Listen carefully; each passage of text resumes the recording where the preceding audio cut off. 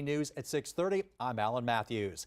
The Oregon Fish and Wildlife Commission formally denying a petition from environmentalists regarding protections for whales during crabbing season. Environmentalists had submitted a petition asking for stricter rules on the commercial Dungeness crab industry on the Oregon coast. Tonight, the crabbing community gets a win after showing up in big numbers at the public meeting in Springfield.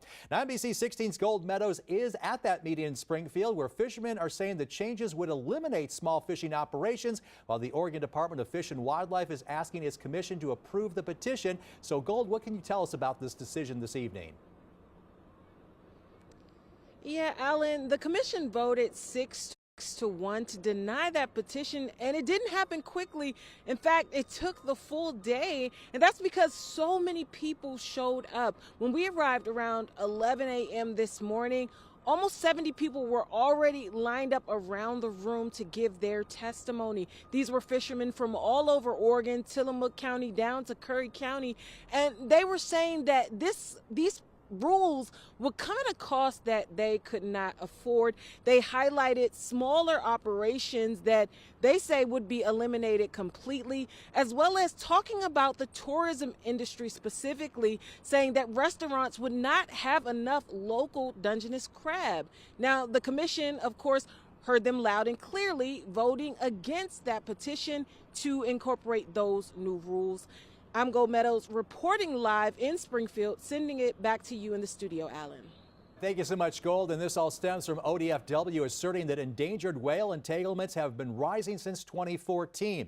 ODFW confirming during the meeting that over the last 2 years, 7 entanglements of endangered whales were due to Oregon crabbing gear.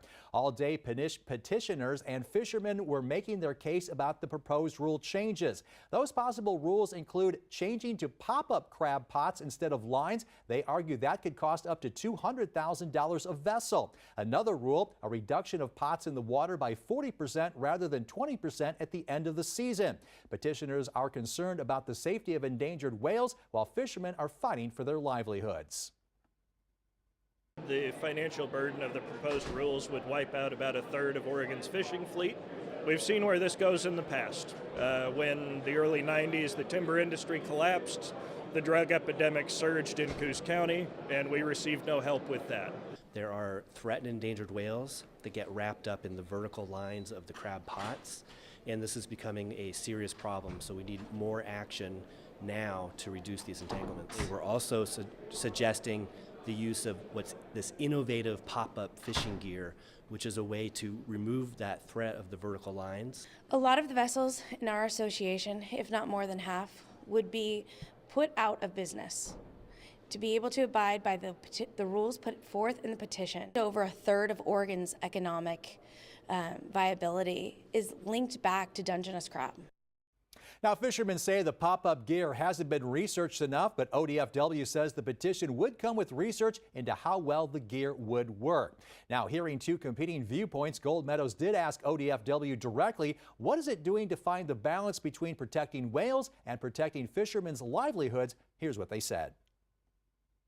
Our position is that we can find a solution that will protect the fishery, and we can have an economically viable fishery, but also have regulations that help protect the whales. And so our job is to try to find that right balance. Our recommendation of accepting the petition is just saying that we feel that there's a need to do some more rulemaking around marine life entanglement. That doesn't mean that we are endorsing what's in the petition. Early in the meeting, commissioners acknowledged that they are already working on a conservation plan that would comply with the Endangered Species Act, and that this petition is essentially a duplicate of that. They say any expansion of the rules would make the process longer, calling it inefficient and inappropriate. Now, both sides of this say that they want to protect the ocean, with fishermen saying a healthy ocean is best for the industry. The state says it plans to continue to address ways to prevent entanglements, whether the petition passes or not.